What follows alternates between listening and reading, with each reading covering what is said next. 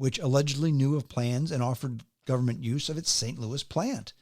Now, the suit is asking for $50,000 in actual damages on claims of public nuisance, strict liability, emotional distress, and battery. It also seeks unspecified punitive damages. $50,000. That's it, folks.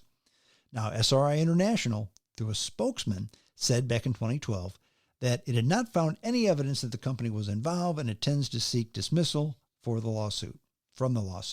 Monsanto issued a statement saying that the suit does not contain any facts about the alleged conspiracy occurring 50 years ago or that Monsanto was supposedly involved. The Parsons Company just declined comment. Now, Kistner's, Phillips' lawyer, had an ear tumor that may or may not have been linked. Kistner said that Phillips had an ear tumor that may or may not have been linked to exposure. Other potential class members have contacted him, including a woman whose family members had cancer. Now, the bottom line is, the lawyer, Kistner, said, you can't go spraying stuff on a bunch of people without their consent. And who would argue that? Because they did that. Now, way back when the experiments were meant to begin in Minneapolis, but met with resistance from the residents. When they found out they couldn't do it in Minneapolis, that's when the program moved to St. Louis, and they chose a low-income area because, according to historian Leonard Cole, poor people were less likely to object to strange happenings in their neighborhood, and if they did, the police would be there to control them. Sound familiar? You don't think the government would do that? Now, back in 2009, I remember this, and I talked about this on my radio show once upon a time. In 2009, researchers in St. Louis discovered cardboard boxes filled with 85,000 individually labeled baby teeth that had been collected in the late 1950s and early 1960s. Remember that? Wash, you did it. Give your tooth to science. You send in your baby tooth, and they give you a button. It was kind of neat. I did it. Had several of those buttons. And the reason they did that is they said that it was to study the effects of radioactive fallout. Okay? And those studies showed that children born in St. Louis in 1964 had 50 times the amounts of strontium-90 in their baby teeth as those that were born in 1950. I'm going to read that again because this is important. The studies showed that children born in St. Louis in 1964 had 50 times the amount of strontium-90 in their baby teeth as those that were born in 1950. So you may think to yourself, well, because all the tests they did in Nevada and the wind blew it that way. Here's the problem with that. 1950, 1964, 14 years later. There were a lot of tests done in Nevada before 1950. A lot of tests. And a lot after, too. But they only tested St. Louis children.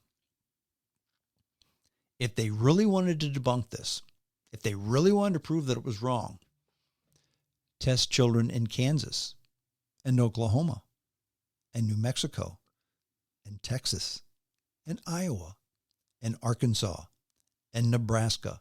In other words, states surrounding Missouri. And if they also had 50 times the strontium-90 in their teeth, children born in 1964 versus children born in 1950, then you could say, okay, well, that's probably where it came from. But they didn't do that. Only St. Louis children had 50 times the strontium-90 in their teeth, those born in 1964, as those born in 1950. Only St. Louis area children. That's all. Do you find that strange? And again, how did they distribute the product? The zinc cadmium sulfide on top of buildings, backs of station wagons, and via airplanes, a C-119. So here's why people say, you know what, chemtrails are a real thing. Now the government says, oh, that's ridiculous. We would never put chemicals in an airplane and spray them over a population. That's ridiculous. Except for Operation LAC and except Operation Do, and except for this and except for that. The government is funny like that. The government will say, you know what, we would never do this. Yeah, we did this in the 50s and 60s, but all those people are dead. But we'd never do it now. Mark my words, 50 years from now, they're going to say, you know what? Back in the early 2000s, we did this, and that, but we're not doing it anymore. And why do I say that?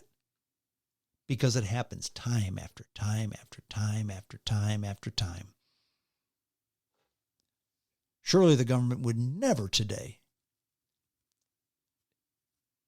infect black men on purpose with syphilis and just not treat them and see what it did to them. They'd never do that today. They did it once upon a time, but they never do it today. Chemtrails are the same way.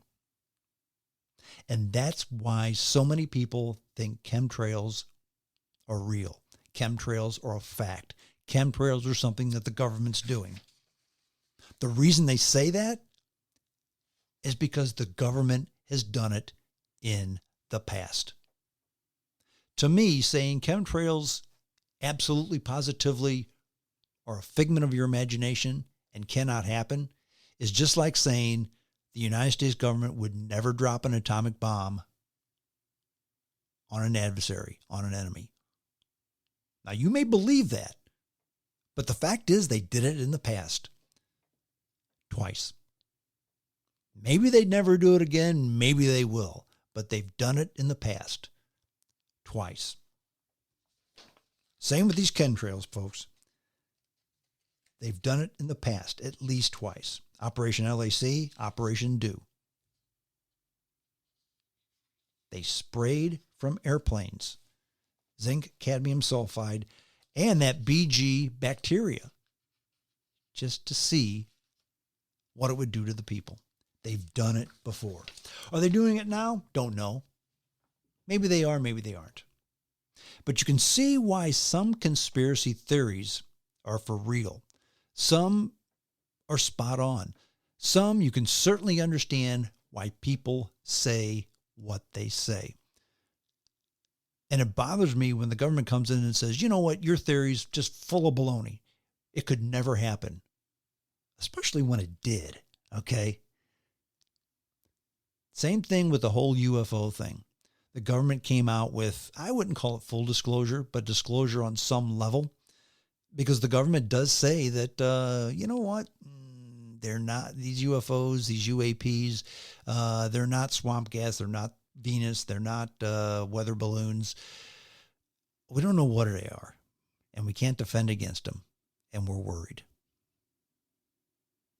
Perhaps they'll come out and say the same thing about chemtrails once upon a time, or whenever they get around to it. So, but that's to be determined. Okay.